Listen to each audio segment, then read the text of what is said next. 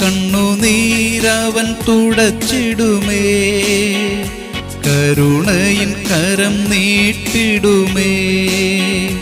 എൻ്റെ കാൽവരി നായകനേശുമതി, നിന്റെ പാപങ്ങളകറ്റിടുവാ.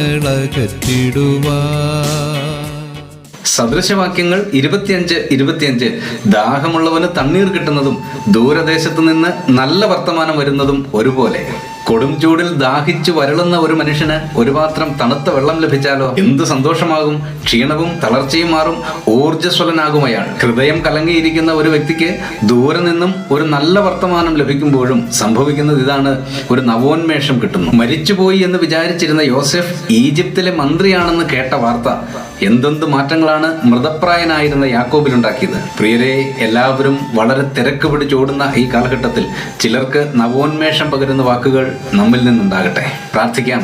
നിത്യനായ ദൈവമേ, മറ്റുള്ളവർക്ക് പ്രയോജനമുള്ളവരായി ജീവിക്കുവാൻ അടിയങ്ങളെ സഹായിക്കണമേ. ഞങ്ങളുടെ വാക്കുകളും ജീവിതവും ചിലരിൽ മാറ്റത്തിന് നിദാനമാകുവാൻ കൃപ ചെയ്യണമേ. ക്രിസ്തുയേശുവിന്റെ പരിശുദ്ധ നാമത്തിൽ തന്നെ, ആമേൻ.